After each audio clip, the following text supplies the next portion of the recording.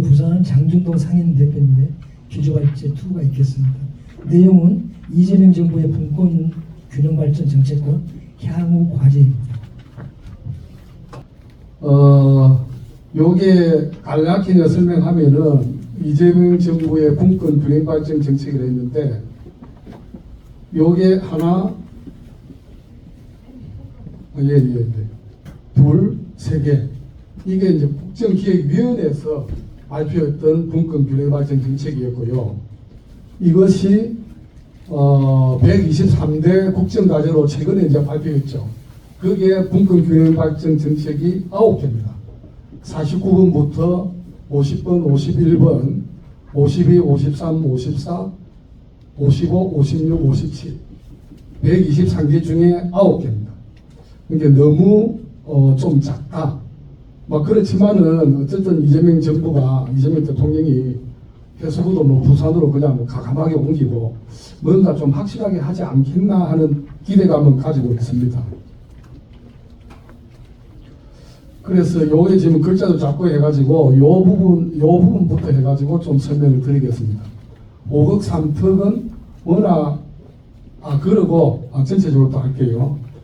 이렇게 하고 나서 향후 과제를 해가지고 이게 한 9개 정도 되는데 헌법개헌, 국정운영체제 쭉쭉쭉쭉 보면은 6, 7, 8, 9 이거는 한 20년 동안 지금 활동하고 있는 지방분권 국민전국회의에서 국정기획위원회에 요렇게 분권 균형발전 정책을 해달라 요구했던 사항입니다.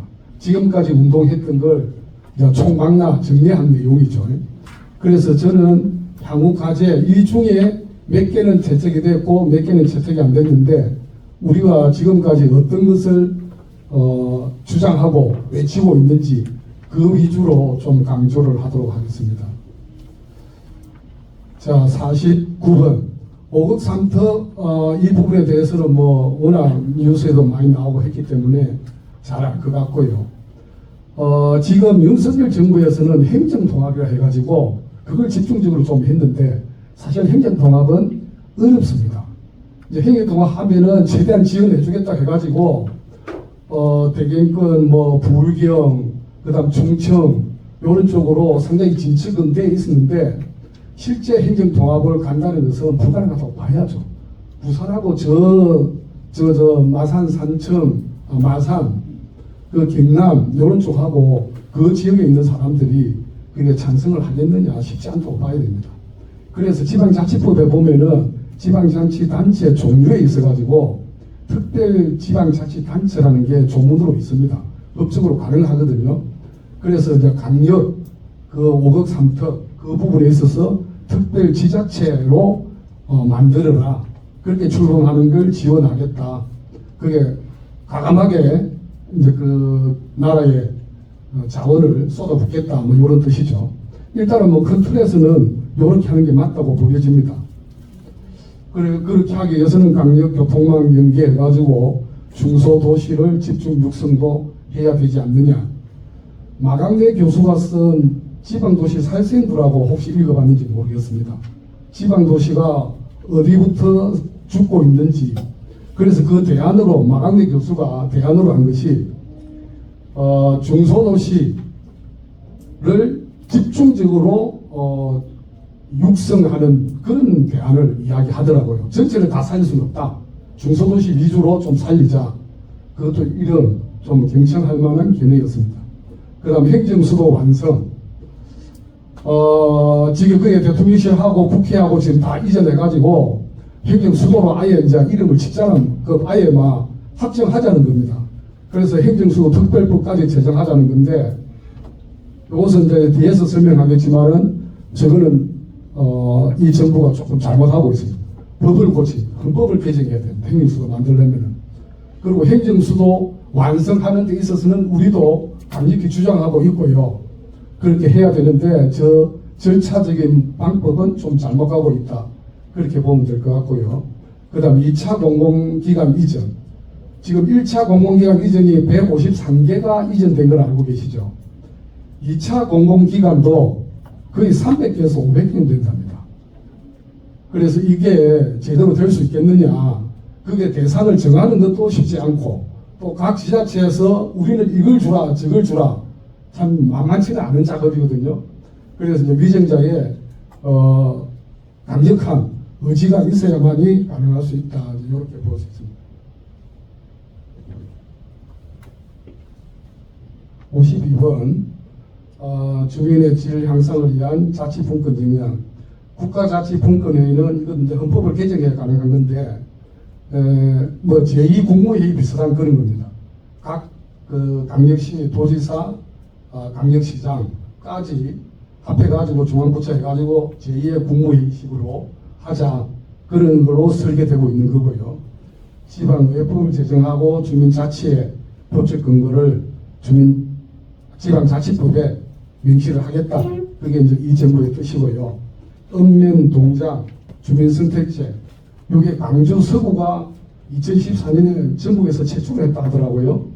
다른 지역에서 좀 하고 있는데 부작용도 있어가지고 하다가 중단되고 뭐 이런 데도 있습니다. 이 정부에서는 하여튼 제대로 한번 해보겠다, 이런 거고요. 그 다음 53번 지방재정 확충으로 자치재정은 확대 및 지역경제 활성화. 국세지방세 7대3인데 사실 그 국정기획위원회에서는 목표를 6대4까지 만들어 그렇게 했었거든요. 그런데 최종적으로 이 정부에서 발표한 거는 7대3을 목표로 했습니다. 5년 동안에 그거는 7대3 정도는 하겠다 이런 건데, 우리가 8대2라고 이제 그러잖아요. 그런데 지금 작년 기준으로 정확하게는 76.2, 76.8, 23.2 그 정도 되는 걸로 그래 알고 있습니다.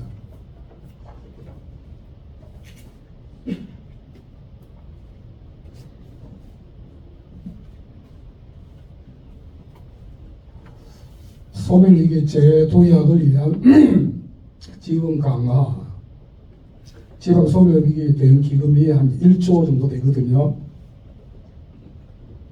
그것을 이 정부에서는 한 5조 정도 하겠다고 그렇게 하고 있습니다. 그 이재명 정부의 123대 국정과제 중에 제1대 과제가 헌법개헌입니다. 그게 내용이 어떤 게 있냐면요. 대통령 4년 연임제, 그 다음 결선 투표제, 그 다음 국무총리 국회 추천제, 그 다음 대통령 거부권 제한, 뭐 요런 정도로 개헌하겠다는 걸 1대 과제로 했는데, 우리 지방분권 전국회의에서는 요 부분을 이걸 한 20년, 한 5, 6년 전부터 계속 요구하고 있는 겁니다. 전문의 지방분권 국가선언을 해라. 지역대표형 상은제를 만들어라. 지금 우리 국회가 3분의 2, 한 당이 3분의 2 다수당 하니까 우리나라를 맞대로 그냥 도륙을 하고 있잖아요. 그래서 그거는 좀 문제가 있지 않느냐. 양은제가 돼야 된다. G7 국가 모두 양은제고, G20개, G12 국가 중 한국하고 티르키가 옛날에 터키죠. 그 외에는 모두 양은제를 채택하고 있다고 합니다. 그래서 지역 대표형 그 상은제를 하자, 양은제를 도입하자, 강력하게 주장하고 있고요. 그 다음 헌법과 법률 개정에 대한 국민 발언인데, 헌법 개정은 여러분 아시죠? 국회하고 대통령만 발의할 수 있고, 그게 국회에서 3분의 2 그 결의를 통과되야만이 국민 투표에 붙여질 수 있습니다. 국민 주권 국가하면서 국민이 주인인 나라인데, 국민이 헌법 개정을 주도적으로 할 수 있는 구조가 안 되어 있습니다. 그래서 국민 발항제 욕을 아주 강하게 외치고 있습니다. 그러니까 지방 분권 운동 그 그룹 중에 헌법 개정 중에 다른 거 안 한다, 딱 국민 발언하는 거, 헌법 개정 절차법 그거 하나만 만들자, 이렇게 하는 사람들도 있습니다. 그 다음 자치 입법권 강화해가지고 국회는 중앙정부의 법률로 만들고 강력시도위에는 지방정부의 법률을 제정하자. 중앙과 지방에서 지방 말 좀 사용하지 말자, 그냥 자치법률을 하면 안 되겠느냐, 이런 말도 쓰고요. 지금 조례는 제가 아마 이거 어디 발표할 때마다 하는 소리인데, 조례는 그 일제시대에 쓰는 용어거든요. 강력시도 의회에서 지방정부의 법률이라고 해야 됩니다. 국회에서 만드는 것은 중앙정부의 법률이고, 왜 똑같은 개념으로 그거는 빨리 바꿔야 되지 않느냐. 그리고 기본권으로 주민자치권을 신설하자.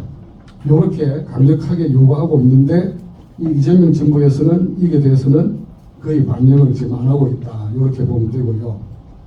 메가시티 구축으로 분권형 국정운영체계 추진, 요구 요구한 것에 대해서는 사실 저 위에 수도권, 동남권, 대전권, 호남권, 중부권, 특별자치도 3개, 5억 상특하고 이거는 뭐 이재명 정부에서도 같이 한다 보고 있고요. 그다음 지방 분권 그 운동가들 중에 요 밑에 걸 강조하는 사람이 있습니다. 저도 이게 상당히 더 오히려 강조돼야 된다고 보는데, 영호남 제주 공동 발전을 위한 남북권 메가 리전. 여러분 지금 수도권, 그 다음 충청권을 중부권이라고 그러거든요. 중부권도 사실상 중수도권입니다. 아시죠? 그러니까 호남권만 지금 인구가 소멸되고, 호남과 영남권만 인구가 지금 소멸되고 있잖아요. 그래서 호남과 영남, 제주까지 합해가지고 남북권 메가 리전 특별법을 만들어야 되지 않느냐. 요걸 우리 지방분권 전국에서 강력하게 주장하고 있습니다. 자치 입법권, 자치 조직권 이런 부분인데, 주민자치의 근거 규정은 이 정부에서도 하겠다고 하고 있고, 우리 지방분권 전국회의에서는 읍면동, 동읍면 지방자치단체화를 하자. 지금 그까지 사실 주장하고 있습니다. 그게 되는 것이 풀뿌리 주민자치의 완성이라고 보고 있거든요. 그 다음 자치재정권, 자치재정조정제도 이 부분도 어느 정도 받아들이고 있는데, 지금 국세가 75%인데 76.2% 정도 되고요. 그 다음 지방세가 23.8% 정도. 그래서 통계에 따라 다른데 아직 저 정도까지는 안 됩니다. 그런데 이 정부는 어쨌든 7대3까지는 하겠다 그러고, 우리 단체에서는 6대4로 요구했었고, OECD 평균은 5대5입니다. 그래서 6대4까지는 실현이 돼야 되지 않느냐. 그렇게 이제 보고 있고요. 공공기관 이전과 행정수도 완성. 여기에 대해서 지금 2차 이전이 한 300개에서 500개. 진짜 어려운 작업일 수 있습니다. 그러나 이거는 반드시 이루어져야 되지 않느냐. 그렇게 보고 있고요. 행정수도 완성. 여러분 아시겠지만은 노무현 대통령 그때 2004년도에 신행정수도 특별법을 만들었거든요. 그게 위헌이라고 2004년도에 헌법재판소에서 했습니다. 사실은 이제 법조에서 가장 부끄러운 판결이라고 보고 있는데, 수도가 서울이라는 사실이 간섭 헌법이다. 그래서 서울이 아닌 다른 지역을 수도로 바꾸려면은 헌법을 개정해라. 네? 그래서 요거는 우리가 이제 법조인들은 어떻게 보냐 하면요, 우리는 성문 헌법 국가거든요. 이렇게 한마디로 서울이라는 그 거대한 중앙 권력이 헌법재판소 판결까지 이상한 판결을, 가장 부끄러운 판결을 만들어냈다. 요리 보고 있습니다. 그런데 어쨌든 헌법재판소에서 저래 했기 때문에 세종시를 행정수도로 만들려면은 헌법을 바꿔야 됩니다. 그거는 그래 안 하면은 결국 이 헌법재판소 판결이 해가지고 자초될 가능성이 있습니다. 그다음 지방대학 강화를 지역 핵심, 이 서울대 10개 만들기, 그거와 같이 받아들였다 보면 되고요. 그다음 우리가 상당히 강조하고 있는 부분입니다. 독일식 연동형 비례대표제, 사실 성자 독식 49%하고 51%에서 51%가 무조건 되고 49%는 사표가 되지 않습니까?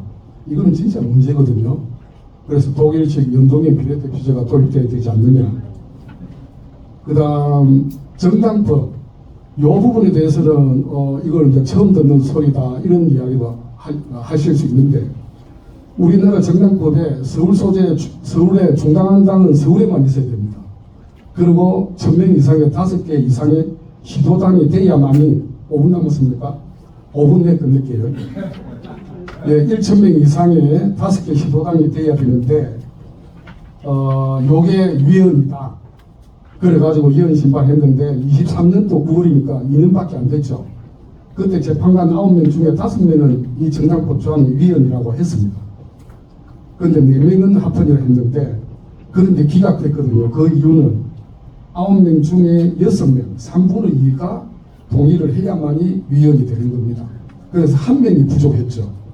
전 세계에서 정당 설립에 관해서 저렇게 엄격하게 규제하고 있는 나라는 없다고 합니다.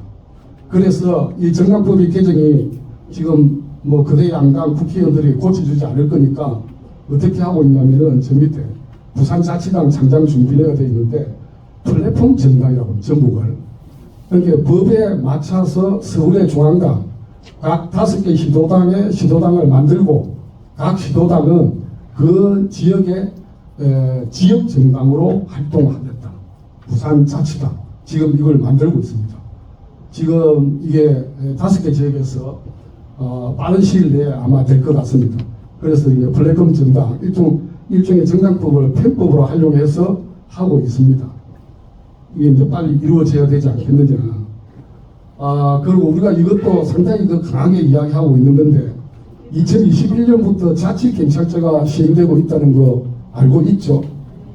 그래서 저게 무늬만 자치경찰제라는 건데 국가경찰, 수사경찰, 자치경찰 한 지붕에 해가지고 섞어가지고 하고 있습니다. 이거 말이 안 되거든요. 차라리 그걸 하지 마라. 하려면은 기존 국가경찰과 완전히 분리돼가지고 자치경찰 해야 되고 자치경찰을 시도지사 그쪽으로 그냥 이어줘야 됩니다. 그런 식으로 해야 되지 않느냐 우리 지방법원 전국에서는 강력하게 주장하고 있습니다. 자, 이제 마지막입니다. 요걸 가장 강조하고 있거든요. 군권균행발전부를 만들어라. 그 장관은 국무총리 다음에 제1부총리급으로 해라. 지금 이 군권균행발전의 그 컨트롤 타워는 뭡니까? 지방시대위원회거든요. 윤석열 정부에서도 지방시대위원회고 이재명 정부도 그 용어는 그대로 쓰고 있습니다. 그거는 나도 긍정적으로 생각하고 있는데 그래서 그거는 그냥 심의 기구에 불과합니다. 대통령이 처음부터 끝까지 그 회의 주재하지 않으면 아무 힘이 없습니다. 그래서 군권균행발전부를 만들고 제1부총리급으로 해라. 그리고 대통령실에 군권균행발전 수석실을 만들어서 전 부처를 통합해야 되지 않느냐. 민간 전문가로 위촉해라. 이렇게 강력하게 주장하고 있는데 여기서 일부는 채택되고 우리가 가장 중요하게 생각하는 것은 채택이 안 됐습니다. 그래서 제가 아까 결론적으로 하는 이야기가 영남과 호남에서 기초자치단체장 그다음 강력단체장까지 하신 분이 대통령이 돼야만이 제대로 된 군권균행 발전이 우리나라에서 이루어지지 않겠느냐 그걸 이야기했었고 그렇게 되기 위해서는 영호나 이 교류에서 우리들이 목소리를 더 세게 외쳐야 되지 않겠느냐 싶습니다. 예, 이상입니다. 고맙습니다.